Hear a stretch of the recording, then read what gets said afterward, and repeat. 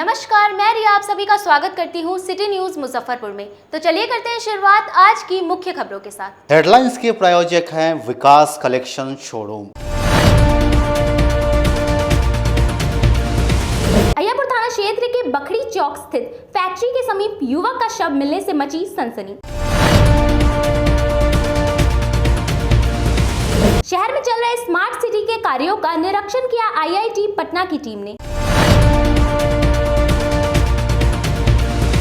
और जिले में पहुंचे उप मुख्यमंत्री तारकेश्वर प्रसाद ने मुख्यमंत्री नीतीश कुमार पर जमकर किया हमला। तो ये थे आज की मुख्य खबरें। अब खबरें विस्तार से। अय्यापुर थाना क्षेत्र के बखड़ी चौक स्थित फैक्ट्री के समीप एक युवक का शव मिलने से इलाके में सनसनी फैल गई। अय्यापुर थाना क्षेत्र के बखड़ी स्थित एक फैक्ट्री के समीप युवक की हत्या कर शव को फेंक दिया गया। स्थानीय लोगों के माध्यम से पुलिस को इसकी जानकारी मिली। पुलिस ने मौके पर पहुंचकर शव को कब्जे में लिया। छानबीन करने पर मृतक की पहचान बोचहा के मनीष कुमार 18 के रूप में हुई है। घटना की जानकारी मिलने पर परिजन मौके पर पहुंचे।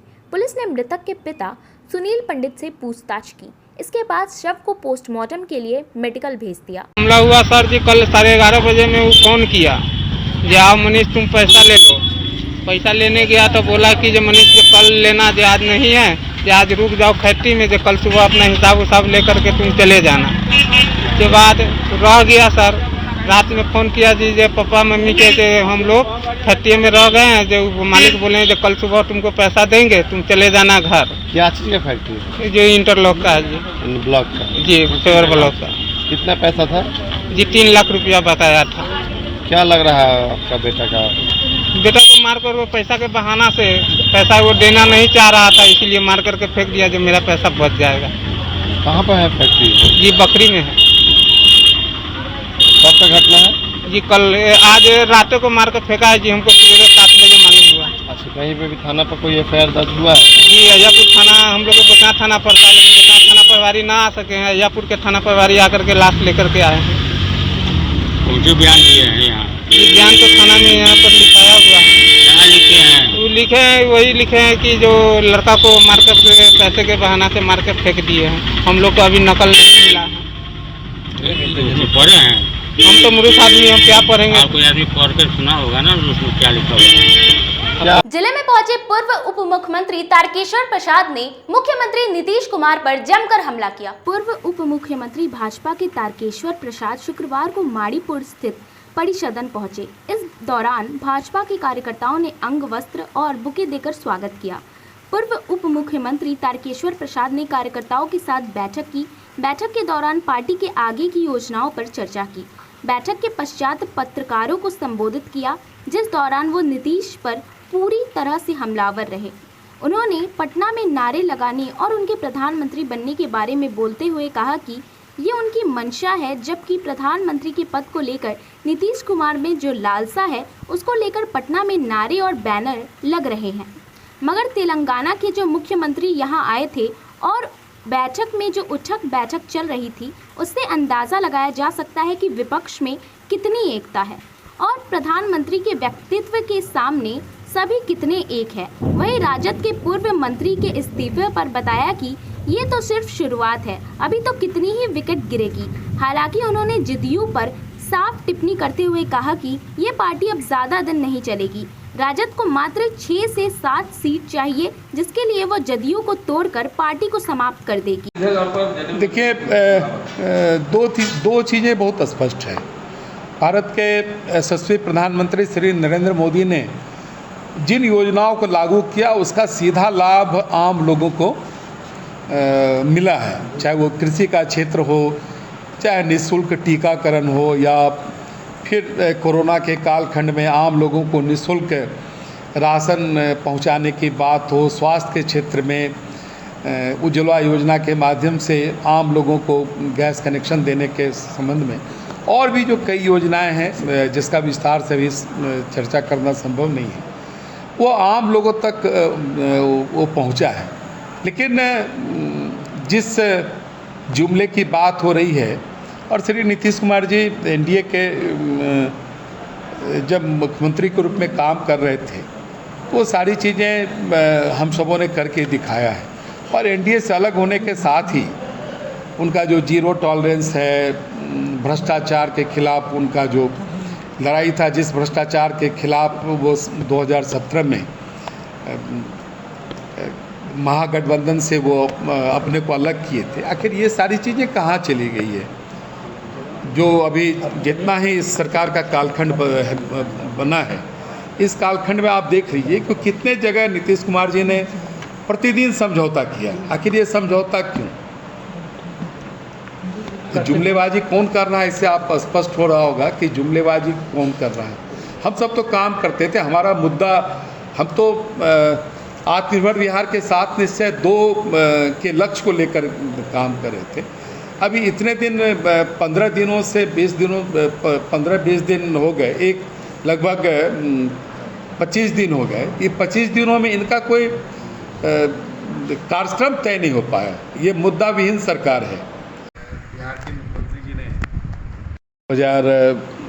2020 में जब हम सब एनडीए की सरकार के रूप में शपथ लिए थे और उस समय के तत्कालीन मंत्री श्री मेवालाल चौधरी जो हमारे बीच अभी नहीं हैं, और उन पर कृषि विश्वविद्यालय के बहाली के संबंध में आरोप लगा था और तुरंत मुझे लगता है, मुझे जहाँ तक ध्यान में आ रहा है कि 17 नवंबर को विभाग का बंटवारा हुआ था और 19 नवंबर को उनसे विभाग वापस ले लिया गया और मंत्री पद से हटाए गए थे। लेकिन अभी श्री नीतीश कुमार जी राष्ट्रीय जनता दल के दबाव में चल रहे हैं, इसलिए एनडीए सरकार में जो जीरो टॉलरेंस की हम सबों ने बात की थी, यह हम सबों का साझा मुद्दा था, सिर्फ नीतीश कुमार जी का मुद्दा नहीं था। लेकिन उसके बावजूद भी उन जीरो टॉलरेंस लगता है कि काफ़ी दूर उनके हाथ से निकल चुका है और वो दबाव में सरकार चला रहे हैं। अभी तो एक विकेट गिरा है, अभी कई ऐसे विकेट हैं जो कहीं न कहीं सरकार की छवि को धूमिल किया है। और जिस प्रकार से प्रधानमंत्री के रूप में अपने को स्थापित करना चाह रहे हैं, जनता दल यूनाइटेड के जो होर्डिंग्स हैं वो बिना कुछ कहे कई चीज़ों को कह रहा है, जबकि श्री ललन सिंह जी बार बार सफाई दे रहे हैं कि श्री नीतीश कुमार प्रधानमंत्री पद के उम्मीदवार नहीं हैं। लेकिन अभी जनता दल यूनाइटेड की जो राष्ट्रीय परिषद की बैठक हो रही है और उसमें जो होर्डिंग्स लगे हैं वो होर्डिंग्स उनकी मंशा को दर्शा रहे हैं, लेकिन नारे भी लग रहे हैं। लेकिन भारत के यशस्वी प्रधानमंत्री श्री नरेंद्र मोदी जी का जो व्यक्तित्व है वो उसके बारे में बताने की आवश्यकता नहीं है। और जिस प्रकार से आप बीजेपी के यहाँ सीबीआई की छापेमारी नहीं होती है कि बीजेपी के नेता दूध के धुले? नहीं, देखिए, कौन दूध के धुले हैं कौन पानी के धुले हैं ये तय करना हमारा नहीं है। लेकिन इतना ज़रूर है कि इस तरह के जो मामले आते हैं और मामले पहले से लंबित होते हैं, उसी पर छापामारी होती है। कोई अचानक छापामारी, सीबीआई अचानक छापामारी नहीं करता है, कई मामले होते हैं। और सीबीआई ने जितनी छापेमारी की, आखिर उसके लिए जिम्मेदार कौन है? जो लोग उनके इर्द गिर्द हैं, श्री ललन सिंह, श्री शिवानंद तिवारी, इसी तरह के लोगों ने सीबीआई के द्वारा कार्रवाई के लिए उन्होंने लिखा। और किनके समय में कार्रवाई हो? उस समय तो हमारी सरकार भी नहीं थी। इसलिए ये सारी चीज़ें बेमानी है। सरकार मुद्दा विहीन है। सरकार सिर्फ अपने जो दो नेतृत्व है दोनों दलों का, वो अपने अपने मंशा को पूरा करने के लिए आज एकजुट है। बिहार की जनता आने वाले दिनों में इसका करारा जवाब देगी। सर, आपकी ही पार्टी बोल रही है कि इसको जदयू को तोड़ देगी, ये जो है राजद, इस पर क्या कहना है? अरे देखिए, ये बात तो सही है कि जनता दल यूनाइटेड को धीरे धीरे राष्ट्रीय जनता दल उसे खा रही है और 5-7 मात्र माननीय विधायकों के इधर या उधर जाने से यह सरकार पलट सकती है। तो यह तो आप इंतजार करें कि राष्ट्रीय जनता दल यूनाइटेड को कब अपदस्थ करती है। यह तो सबको पता है, आपको भी पता है जी। संभावना से इनकार नहीं कह सकता। नहीं, ये संभावना से इनकार की बात नहीं है, यही संभावना है। पूर्व कानून मंत्री कार्तिक कुमार के भूमिहार वाले विवादित बयान पर सामाजिक फ्रंट के अध्यक्ष सुरेश शर्मा ने अपनी प्रतिक्रिया दी। बिहार के पूर्व कानून और गन्ना मंत्री कार्तिक कुमार को अंततः मंत्रालय से हाथ धोना ही पड़ा। कहने को बहुत सारी बातें और आरोप प्रत्यारोप सामने आ रहे हैं, लेकिन यह कहने और मानने में गुरेज नहीं कि नीतीश सरकार ने मंत्रिमंडल का गठन करते हुए कहीं न कहीं कार्तिक कुमार के इतिहास को खंगालने में चूक कर दी थी। ठीक वैसे ही जैसे पूर्व में नीतीश सरकार ने जदयू कोटे से मेवालाल को बिहार का शिक्षा मंत्री बनाने की भूल की थी, तब भी उनके खिलाफ घोटाला मामले की प्राथमिकी ने बवाल खड़ा कराया था। नतीजतन विरोध के बीच तत्कालीन शिक्षा मंत्री को इस्तीफा देना पड़ा था। कमोबेश वैसे ही स्थिति कार्तिक कुमार के साथ बनाई थी। दागी होने के बावजूद उन्हें विधि मंत्रालय सौंपना किसी को पच नहीं रहा था। हालांकि गठबंधन सरकार की अपनी व्यवस्था होती है, बावजूद इसके मुख्यमंत्री नीतीश कुमार ने विधि मंत्रालय लेकर कार्तिक कुमार को गन्ना मंत्रालय सौंपकर यह दिखाने की कोशिश अवश्य की थी कि सरकार स्वच्छता में विश्वास करती है। लेकिन दूसरी ओर कानून के ताने बाने और कस्ते सिकंजी के आगे कार्तिक कुमार ने पार्टी और सरकार को बड़ा बताते हुए इस्तीफा देकर खुद को बड़ा बनाने की कोशिश तो जरूर की है। मंत्रालय छोड़ने के बाद मजे लेते हुए राजनीतिक खिलाड़ी की तरह अपने बयान में उन्होंने आरोप लगाया कि भाजपा को वो पच नहीं रहे थे। कोई भूमिहार जाति का व्यक्ति राजद कोटे से मंत्री बने यह भाजपा को पसंद नहीं है, लिहाजा वो मेरे पीछे हाथ धोकर पड़े थे। 15 दिनों से वो मेरा मीडिया ट्रायल चला रहे थे। मैं नहीं चाहता था कि मेरे कारण मेरी पार्टी या मेरी नेता की छवि धूमिल हो, उनकी प्रतिष्ठा पर कोई आंच आए, ऐसे में उन्हें इस्तीफा देना ही उचित समझा।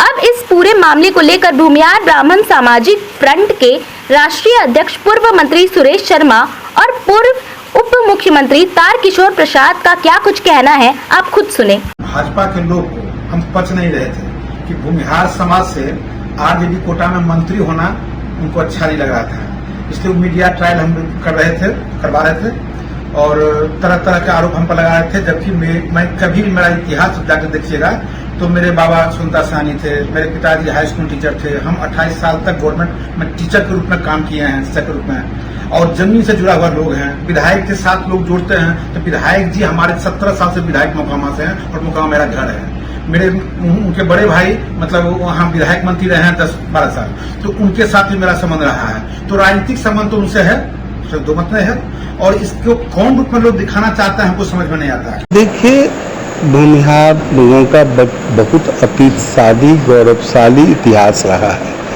हम बराबर कहते हैं कि उस इतिहास का हमको पालन करना चाहिए। श्री बाबू का इतिहास, नंगट बाबू कैसा, रामदयालु बाबू कैसा, सर गणेश दत्त का इतिहास, वैकुंठ शुक्ला का इतिहास, ये सारे इतिहास गवाह है कि हम किस तरह के समाज बनाते थे, दूसरे समाज को कैसे अपने अंदर मिला के चलते थे।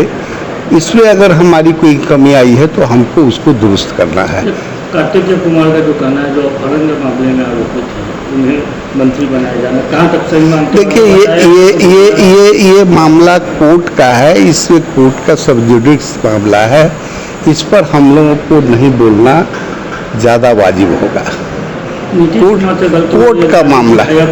देखिए, सरकार को जांच समझ परख करके बनाना चाहिए। आप तो जानते हैं कि भारतीय जनता पार्टी सभी सामाजिक वर्गों को साथ लेकर चलती है। ये जानबूझकर इन चीजों को रखने का काम किया, वो अपने दोष और अपनी गलती को छिपाने के लिए इस तरह की बातें करी है। नीतीश कुमार जी महागठबंधन में किस सामाजिक वर्ग को मंत्री बनाते हैं वो मेरा मुद्दा नहीं है, वो मुद्दा उनका हो सकता है कि आखिर ऐसी परिस्थिति कार्तिकेय सिंह के साथ क्यों आई और ऐसी परिस्थिति कार्तिकेय सिंह ने क्यों अपने मामले में लाया। भारतीय जनता पार्टी जाति देखकर किसी पर आरोप लगाएगी तो आरोप कहीं न कहीं आरोप क्यों लगाएगी। आखिर उनका मामला चल रहा था और वो कानून मंत्री बने हुए थे कानून तोड़कर, और जो दानापुर का जो न्यायालय है उसने तो सारी चीज़ें स्पष्ट कर दिया। माननीय उच्च न्यायालय ने के आदेश को जिस प्रकार से तत्काल स्थगित किया गया था, इसमें तो सारी चीज़ें बहुत स्पष्ट हो गई। और माननीय न्यायालय ने उन चीज़ों को समझा, इसलिए उनके जमानत को रद्द किया। पीडीपीएल कर्मचारी ने मानवाधिकार आयोग में कंपनी के खिलाफ याचिका दायर की। पीडीपीएल के कर्मी कौशलेंद्र कुमार ने मानवाधिकार आयोग में याचिका दायर कर कंपनी के खिलाफ मुकदमा किया है। कंपनी पर आरोप है कि मार्च 2022 से कर्मियों का वेतन नहीं दिया जा रहा है। पूरे भारत में कंपनी के लगभग लाखों कर्मी हैं। कंपनी कर्मियों का वेतन हजम कर भागने की फिराक में है। उनका कहना है कि केंद्र सरकार कंपनी पर भागने से पहले कार्रवाई करे और लाखों कर्मी का मेहनताना दे। मामले में मानवाधिकार अधिवक्ता एसके झा ने बताया कि कंपनी लगभग 20 वर्षों से मुजफ्फरपुर में काम कर रही है। कंपनी के तरफ से स्लाइन बनाया जाता है जो हर हॉस्पिटल में सप्लाई होता है। इस काम के लिए कंपनी ने लगभग पूरे देश में लाखों कर्मी रखे। कंपनी मुनाफा कमाकर भागने की फिराक में है। अगर कंपनी भाग जाती है तो लाखों लोग बेरोजगार हो जाएंगे, उनके परिवार की आर्थिक स्थिति खराब हो जाएगी। इस मामले में आयोग में एक याचिका दायर की गई है और अपने स्तर से सरकार को दिशा निर्देश देने की अपील की गई है। ये मैटर ये है कि सर 20 साल से PDPL parental drug India limited Indore की कंपनी है, उसमें हम कार्यरत हैं और बहुत अच्छी कंपनी चल भी रही थी। बहुत अच्छा मतलब मार्केट में इसका इज्जत भी है। मतलब लास्ट मार्च से हम लोग का सैलरी रोका गया है और जब भी बात करते हैं तो होता है कि नहीं एक सप्ताह में सब चालू हो जाएगा, एक सप्ताह में अच्छा हो जाएगा, एक सप्ताह में अच्छा हो जाएगा और ये कहते कहते अभी तक हम लोग का टाइम पास कर दिए हैं। ना तो सैलरी दे रहे हैं, ना हम लोग को कुछ क्लियर कर रहे हैं। और अभी पता चला है कि कंपनी का बोर्ड वोर्ड सब हटा के ये लोग भागने के चक्कर में हैं कि किसी तरह दिवालिया घोषित करके भाग जाए। पीएफ का पैसा हम लोग का प्रत्येक महीना सैलरी से काटा गया है 2016 से ही, लेकिन वो रेगुलर पीएफ ऑफिस में जमा नहीं होता है, जिसकी शिकायत हम लोगों ने किया। बहुत से एम्प्लॉय का टीडीएस का पैसा मंथ बेसिस पे काटा गया और टीडीएस भी इनकम टैक्स डिपार्टमेंट में जमा नहीं किया गया है, जिससे बहुत आदमी आईटीआर फाइल नहीं कर पा रहे हैं। ये तो कंप्लीट गवर्नमेंट का ये है कि भाई पैसा काट के आप नहीं दे रहे हैं। आप लोग क्या चाहते हैं? हम लोग ये चाहते हैं कि कंपनी हम लोग का हिसाब पूरा पेमेंट क्लियर करे। अगर कंपनी चलाना चाहती है तो हम लोग इसमें एकदम पूरे तन मन से अभी काम करने के लिए तैयार हैं, नहीं तो हम लोग का हिसाब क्लियर करके हमारा जो बकाया वेतन बिल है वो सब क्लियर कर दे, पीएफ का पैसा क्लियर कर दे, हम लोग अपना रास्ता। कि एक भारत की बहुत ही प्रतिष्ठित कंपनियों में से एक पीडीपीएल कंपनी जो कि स्लाइन वगैरह का वह निर्माण करती थी, वह कंपनी में एक जो परिवादी हैं उस कंपनी में लगभग वह 20 वर्ष से अपना वह मतलब काम किए हैं, लेकिन उनको काम के बदले में अब उनको पेमेंट ही नहीं मिलता है। यह मार्च 2022 से उनको काम इनसे कंपनी इनका लिया और इनका अब शोषण कर रहा है और इनको पैसा दे नहीं रहा है। जब इन लोग पूरा तहकीकात किए कि भाई अब हमारा पीएफ वगैरह का ही पैसा दीजिए, हमारा तो अब परिवार जो है सो अब ख़त्म होने के कगार पर है, 6 महीना से हमारा पेमेंट नहीं मिल रहा है, तो इन लोगों को मालूम चला कि 2016 के बाद में कंपनी के द्वारा पीएफ तो इनका काटा गया, लेकिन वह जो है सो पीएफ का पैसा पीएफ ऑफिस में जमा नहीं किया गया। दूसरी बात यह है कि लोगों को अब जाकर के मालूम चला है कि वह कंपनी गलत ढंग से खुद को अब दिवालिया घोषित करने की ओर अग्रसर हो रही है और इसका पंजीकृत कार्यालय इसका इंदौर में है और वो कंपनी वहाँ से इंदौर में अपना सब कुछ अब बंद करके भारत छोड़ करके अब भागने के जो है सो स्थिति में बना हुआ है। इसमें लाखों लोग एम्प्लॉई हैं, पूरे भारत के लाखों लोग एम्प्लॉई हैं और लाखों लोगों का परिवार जो है तो अब काफ़ी मैंने समझिए कि रोड पर अब आने की स्थिति में आ गई है। तो यह मैटर बहुत बड़ा मैटर है, क्योंकि मुजफ्फरपुर से एक कौशलेंद्र कुमार मिश्र एक परिवादी हैं, ये यहाँ से थे तो हम लोग के पास मामला आया है तो हम लोग देखे कि भाई तो बहुत बड़ी बात है, क्योंकि पीडीपीएल का जो कंपनी के जो मालिक हैं और उनकी जो पूरी स्थिति है पूरे भारतवर्ष में, तो जिस तरह से जो वो विजय माल्या वाली जो कंपनी थी, तो कहीं ऐसी स्थिति तो नहीं कि जो विजय माल्या का भी कंपनी था कि जो अपने को दिवालिया घोषित करके विदेश में भाग गया और ऐशो आराम की ज़िंदगी जी रहा है। तो ठीक उसी ढर्रे पर यह कंपनी काम कर रही है कि अपने कर्मियों को भूखे नंगे स्थिति में छोड़ करके और सारा पैसा वगैरह पीएफ का गबन करके और यहाँ से भागने के फिराक में अब जो है तो लगा हुआ है। भारत के लाखों लोग अब बेरोजगारी होंगे और लाखों कर्मी रोड पर अब आने के लिए अब मजबूर हो चुके हैं।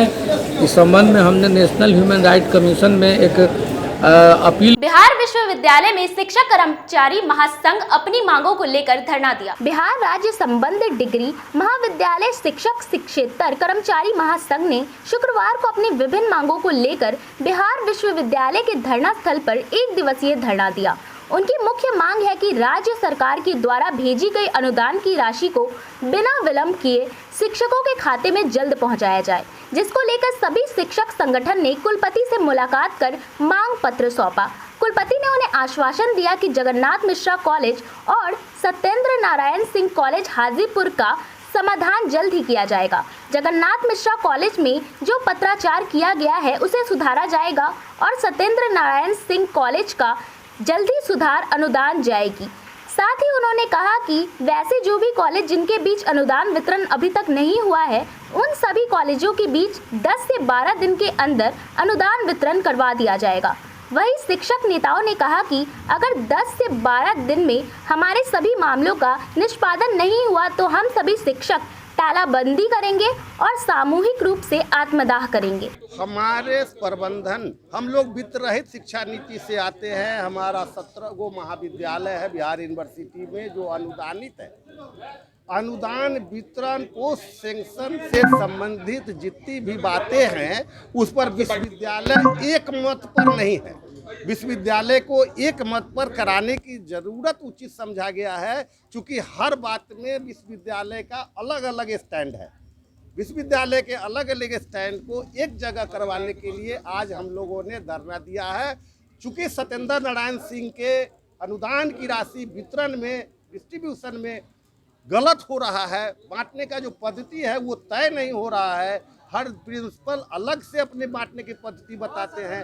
हम लोग आज कहने आए हैं कि यूनिवर्सिटी एक पद्धति कायम करो और उस पद्धति पर सत्येंद्र नारायण सिंह, अक्षय भट्ट कॉलेज महुआ, अवध बिहारी सिंह नहीं करो, जगन्नाथ मिश्र भी उसी पद्धति से करो जिस पद्धति से अक्षय भट्ट कॉलेज को करना है या सत्येंद्र नारायण सिंह को करना है।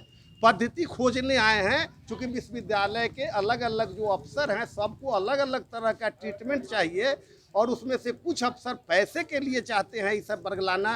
जो की पोस्ट पर बैठे हैं वो लोग पैसे के लिए बरगलाना चाहते हैं।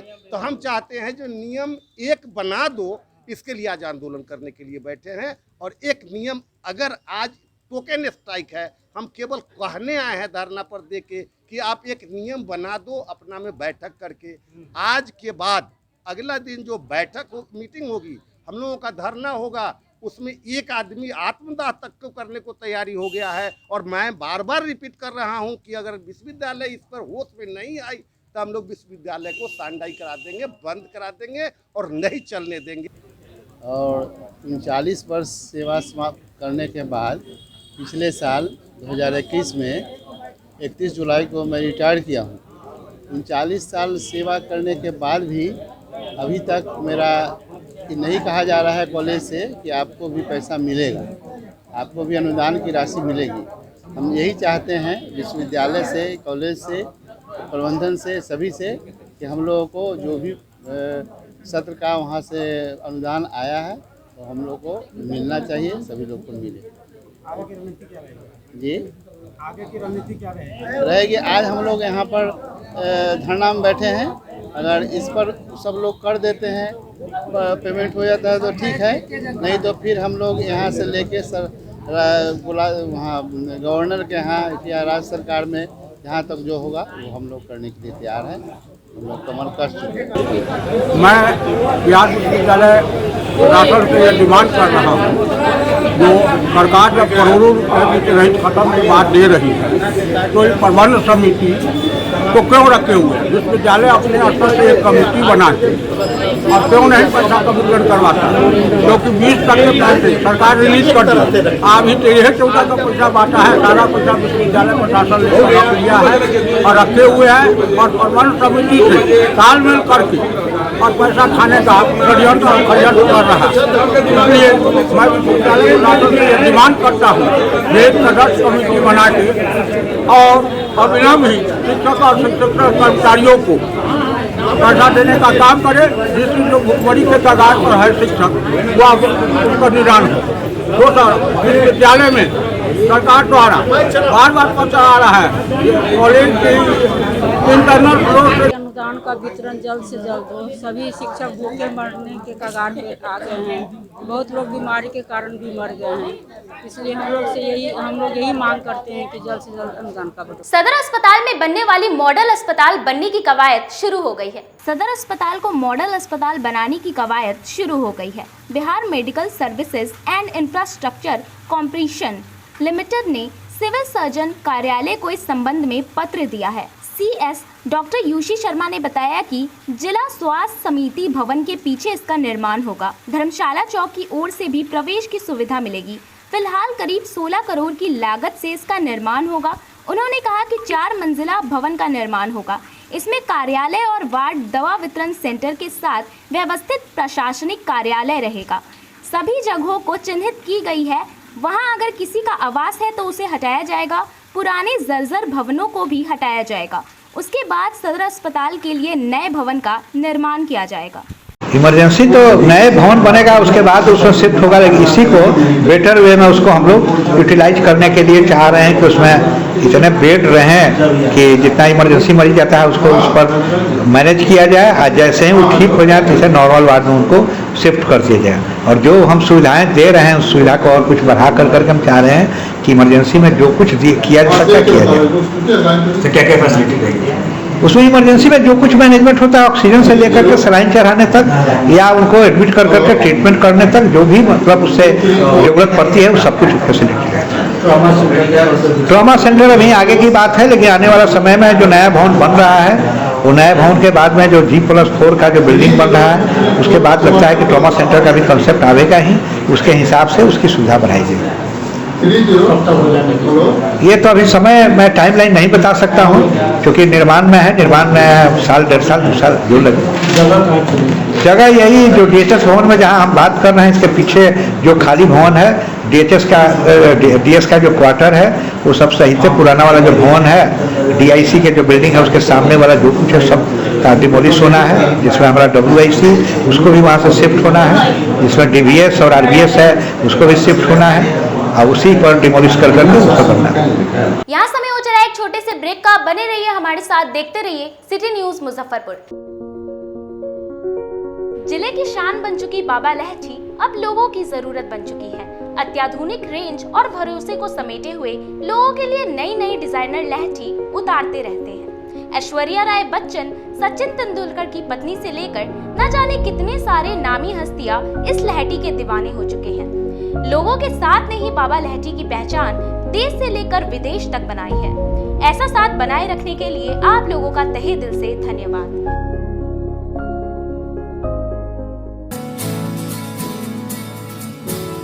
कहते हैं कि मंजिल उन्हीं को मिलती है जिनके सपनों में जान होती है। पंखों से कुछ नहीं होता, हौसलों से उड़ान होती है। तो अगर आप में भी है जज्बा कुछ कर दिखाने का, अगर आपके अंदर भी है एक जीनियस, अगर आप भी छूना चाहते हैं आसमान की ऊंचाइयों को, क्रैक करना चाहते हैं IIT JEE, AIIMS, NEET, NTSC, KVPY या फिर ओलंपियाड, तो आपके हौसलों को उड़ान देने के लिए है जीनियस क्लासेस। जी हाँ, सही सुना आपने, genius classes for IIT JEE, AIIMS, NEET, NTSC, KVPY, olympiad for 8th, 9th, 10th, 11th, 12th and target. अपने बेहतरीन सक्सेस रिकॉर्ड के साथ सफलता की नई ऊंचाइयां गढ़ रहा है जीनियस क्लासेस। तो my dear students, 8th, 9th, 10th, 11th, 12th and target के लिए नए बैचेस शुरू होने वाले हैं जीनियस क्लासेस में, जहां है separate hostel for boys and girls. जल्दी से पता नोट करें, genius classes, study centre, Pankaj market, Saraiyaganj, Muzaffarpur. अधिक जानकारी के लिए कॉल करें 7635091378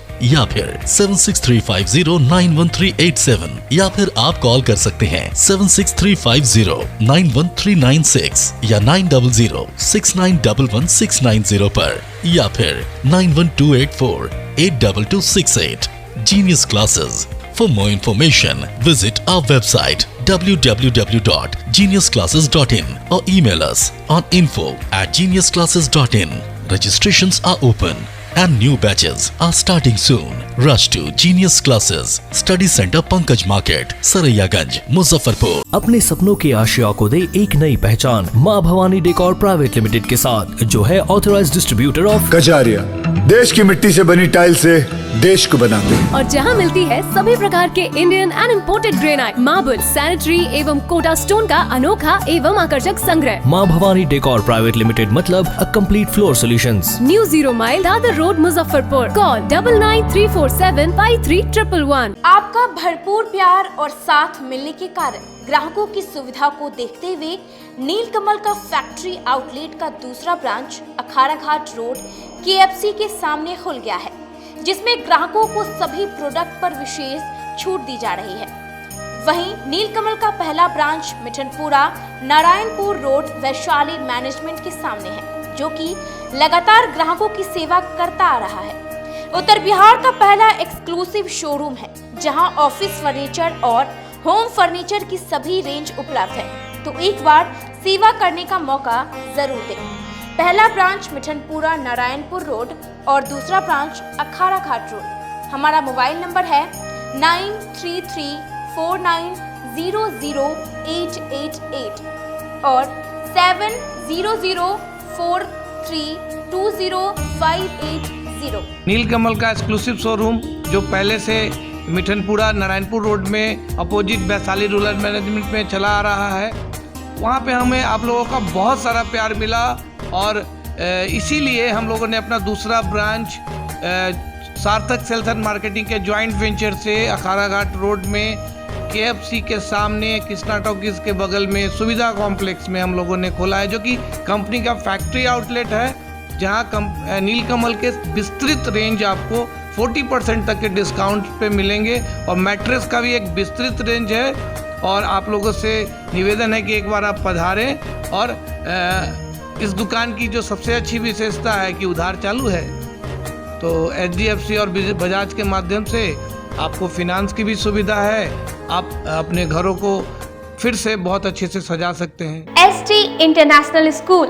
If you want to give your child a strong foundation, the school of your dream. Play to 10th based on CBSE curriculum. हमारे यहाँ अनुभवी एवं प्रशिक्षित शिक्षकों द्वारा बच्चों के देखभाल के साथ स्मार्ट क्लास द्वारा शिक्षण की सुविधा है। कक्षा 1 से 10 तक कंप्यूटर की मुफ्त शिक्षा के अलावे छात्र एवं छात्राओं के संगीत तथा नृत्य की शिक्षा की भी व्यवस्था है। पूरा स्कूल CCTV कैमरे से लैस है। स्कूल में बच्चों का नामांकन फ्री किया गया है। हमारे यहाँ अपने बच्चों के उज्जवल भविष्य के लिए जरूर पधारें। हमारा पता है बांध road, Shekhpur, Akhara Ghat, Muzaffarpur. Our contact number is 8757652616 and 9955132616। हमारे स्कूल का कुछ मेन फीचर्स है, जैसे बच्चों की देखभाल करना। हमारे यहाँ पुस्तकालय वगैरह की पूरी अच्छे तरीके से व्यवस्था है। क्लासरूम सारा बना हुआ है, CCTV कैमरे से हमारा क्लासरूम डेकोरेटेड है। सिक्योरिटी के भी विजन से हमारा क्लासरूम बहुत प्रोटेक्टेड है। हमारे यहाँ जो भी शिक्षक शिक्षिकाएं आई हैं पढ़ाने के लिए, वो काफ़ी वेल एडुकेटेड हैं और वेल वर्स्ड भी हैं। हमारा विद्यालय भी चारों तरफ से बना हुआ है। हमारे यहाँ लैब बहुत अच्छे से बना हुआ है। कंप्यूटर की फ्री शिक्षा हम इस बार इसको दे रहे हैं। हमारे यहाँ नामांकन प्रारंभ है। फैशन की दुनिया में कदम से कदम मिलाकर चलना चाहते हैं, वो भी कम बजट में, तो एक बार जरूर जाएं मोती झील पूजा बाजार स्थित विकास कलेक्शन शोरूम में। यहाँ रेमन, पार्क, US पोलो, मुफ्ती शर्ट, ब्लैकबेरी के एक्सक्लूसिव रेंज उपलब्ध हैं। इसके अलावा सियाराम के कोट पैंट, ब्लेजर और शेरवानी भी उपलब्ध है। सभी ब्रांड में 1 पीस के खरीद पर 20% तथा 2 पीस के खरीद पर 30% की विशेष छूट दी गई है। तो हमारे यहाँ एक बार अवश्य पधारें। हमारा पता है विकास कलेक्शन BB कॉलेजिएट स्कूल के अपोजिट पूजा बाजार, मोती झील। हमारा संपर्क नंबर है 9835104722। हाँ, पहले आप लोग का नमस्कार। मेरे यहाँ विकास गारमेंट जो पूजा मार्केट मोती झील में है, लगन के शुभ अवसर के लिए कोट पैंट, ब्लेजर, विंटर के जैकेट, स्वेटर, मतलब सब चीज़ें, शेरवानी, अंडर गारमेंट, सारे चीज सब ब्रांड में, टी शर्ट भी सब वो है। और राउंड में टी शर्ट है, गोल गला में टी शर्ट है, सभी तरह का ब्रांड है। और सबसे अच्छा ये है कि हम ऑफर देते रहते हैं। अभी मोस्टली ब्रेक के बाद आप सभी दर्शकों का एक बार फिर से स्वागत है। तो चलिए रुक करते हैं अन्य खबरों की ओर। शहर में चल रहे स्मार्ट सिटी के कार्यों की गुणवत्ता की जांच के लिए दूसरी बार IIT पटना की टीम पहुंची। जिले में चल रहे स्मार्ट सिटी के तहत हुए कामों की गुणवत्ता की जांच के लिए दूसरी बार IIT पटना की 3 सदस्यीय टीम शुक्रवार को मुजफ्फरपुर पहुंची। टीम द्वारा सभी पूर्ण और चल रही योजनाओं की क्वालिटी कंट्रोल, तकनीकी गुणवत्ता के अलावा कई बिंदुओं पर जांच की गई। शुक्रवार को करीब 6 घंटे तक टीम के सदस्यों ने सीवरेज नेटवर्क का जायजा लिया, खासकर बड़े प्रोजेक्ट की जांच पर विशेष जोर दिया। टीम के सदस्यों ने कमियों के बारे में भी संबंधित प्रोजेक्ट के टेक्निकल मैनेजर से जानकारी भी ली। जांच टीम में शामिल सदस्यों ने बताया कि नगर आवास विभाग द्वारा तकनीकी जांच के लिए IIT पटना को एजेंसी बनाया गया है। योजना की गुणवत्ता के जांच के बाद ही संवेदक को राशि का भुगतान किया जाएगा। जांच के दौरान जो भी कमियां पाई जाएगी उसमें सुधार करने का निर्देश दिया जाएगा, लेकिन जब तक एजेंसी के काम से पूरी तरह से संतुष्ट नहीं होगी तब तक प्रोजेक्ट को अधूरा माना जाएगा। रिपोर्ट का इंतजार है, कल भी जांच की जाएगी। IIT पटना के द्वारा MSCL का MOU हुआ है थर्ड पार्टी इंस्पेक्शन के लिए, और आज ये सेकंड विजिट है। फर्स्ट विजिट मई में हुई थी लास्ट वीक में, आज सेकंड विजिट आज और कल हो का 2 दिन का प्रोग्राम है। हमने 60% साइट कवर कर लिया है, कल भी करेंगे, और काफ़ी अच्छा प्रोग्रेस रहा और काम की गुणवत्ता की जांच की गई और उन्होंने सेटिस्फाई हैं हमारे काम पर। आज कहाँ हुई है ये? आज पार्क में हुआ है, ITPC बिल्डिंग में हुआ है, और MIT स्पाइनल रोड में हुआ है, और पेरिफेरल रोड में हुआ है, और इसमें फेस लिफ्टिंग में हुआ है, और सिटी में इसमें आपका सिटी पार्क में हुआ है, DM आवास पार्क में हुआ है। ठीक है, कल भी ये जारी रहेगा? कल भी रहेगा, कल लेक फ्रंट का होगा और बाकी साइड का होगा। अभी तक क्या कुछ सामने आया है निरीक्षण के दौरान? निरीक्षण के बाद अच्छा है कि प्रोग्रेस पहले से काफ़ी सुधार हुआ है, और हमने फर्स्ट विजिट के बाद काफ़ी सुधार किया है काम में, और ये आने के बाद जो रिपोर्ट जो आती है तब पता चलेगा विशेष क्या है। अभी हम लोग नहीं बता सकते। नाम बता दीजिए सर, क्या परिचय हुआ सर आपका? अपना राजेश सिन्हा। पंकज मार्केट दुर्गा पूजा समिति ने पूजा की तैयारियों को लेकर सदस्यों के साथ अहम बैठक की। जिले में आगामी 26 सितंबर से शुरू होने वाला दुर्गा पूजा को लेकर सभी आयोजक पूजा समिति के द्वारा तैयारियां शुरू कर दी गई है।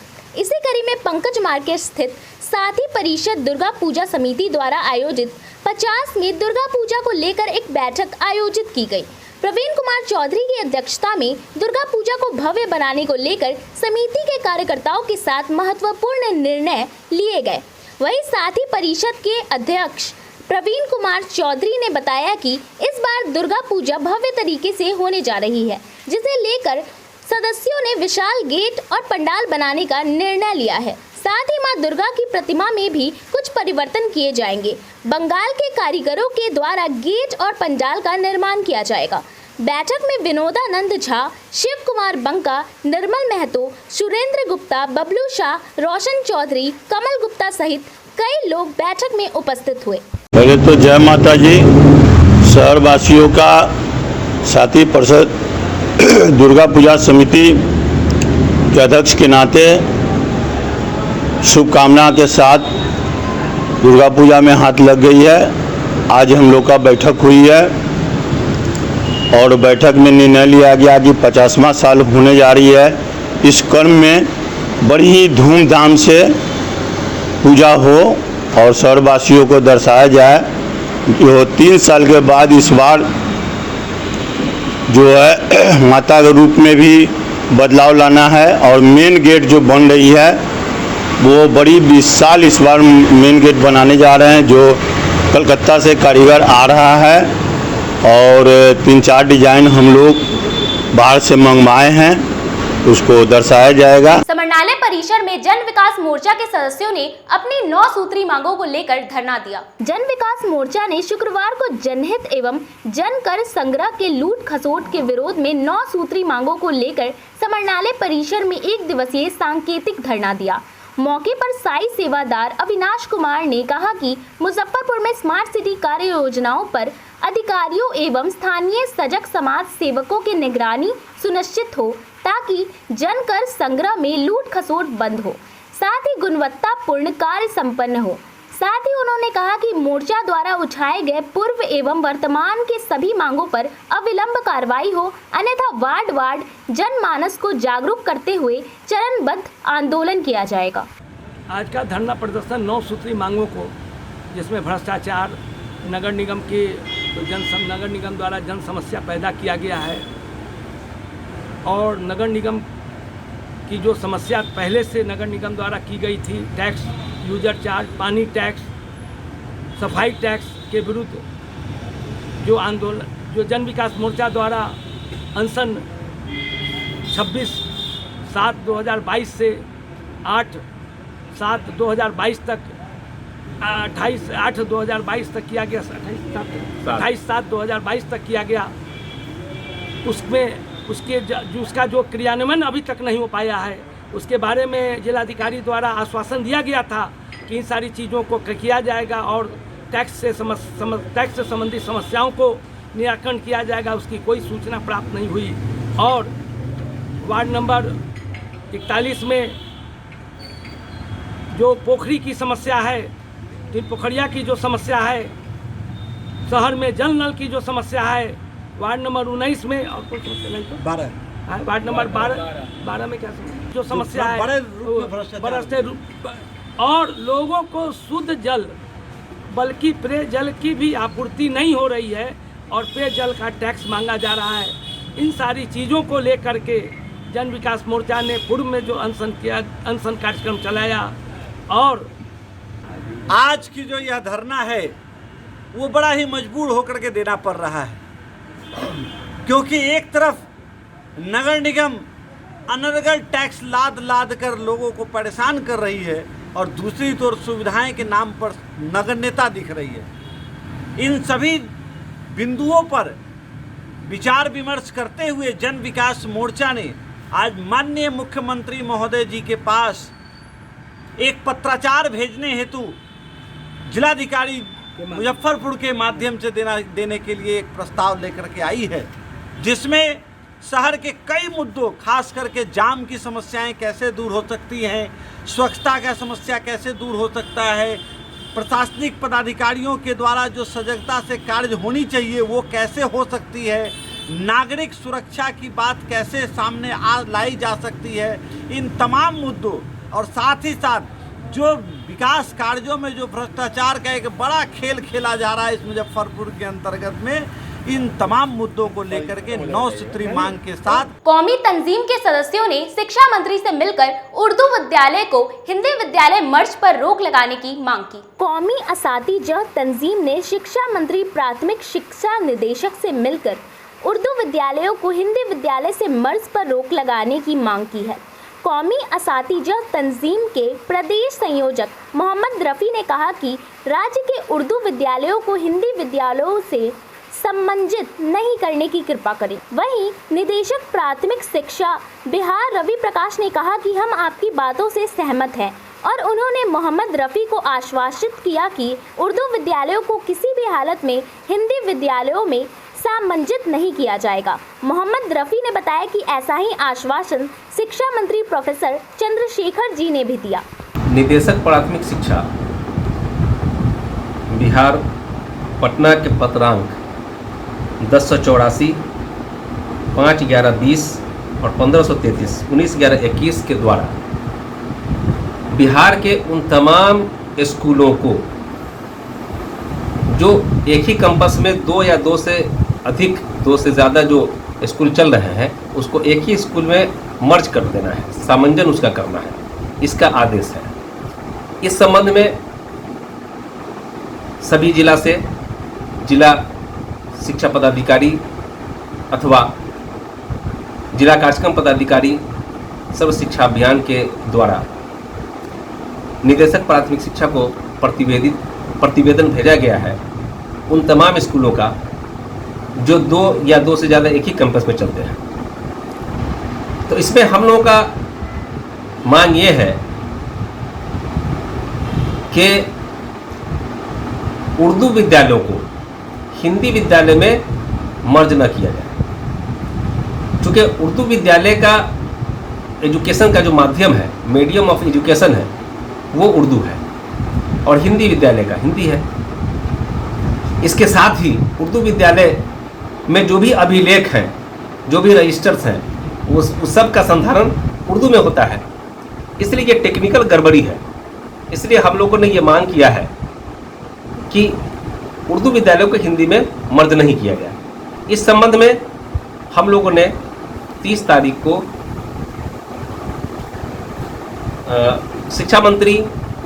शिक्षा मंत्री प्रोफेसर चंद्रशेखर जी से हम लोगों ने मुलाकात की थी। करीब 15-20 मिनट के गुफ्तगू में उन्होंने स्पष्ट शब्दों में कहा कि रफ़ी साहब, मैं आपकी बातों से सहमत हूं और किसी भी हालत में उर्दू विद्यालयों को हिंदी में मर्ज नहीं करूंगा। इसके बाद निदेशक प्राथमिक शिक्षा बिहार रवि प्रकाश जी से भी हम लोगों ने मुलाकात किया। उन्होंने भी स्पष्ट कहा कि हम लोग उर्दू विद्यालय को हिंदी विद्यालय में मर्ज नहीं करेंगे, हम लोग इसका विकल्प तलाश कर रहे हैं। लेकिन यहाँ जो जिला में जो राजनीति हो रही है, उसमें जो है स्थानीय स्तर पर बहुत ही गड़बड़ करके जो है वैसे स्कूलों को भी, जिसके पास जो है, जैसे आपको मैं बताऊं, खबरों का सिलसिला यही होता है समाप्त। अब मुझे और मेरी पूरी न्यूज टीम को दीजिए इजाजत। कल फिर मिलेंगे आपसे शहर की तमाम खबरों के साथ। नमस्कार।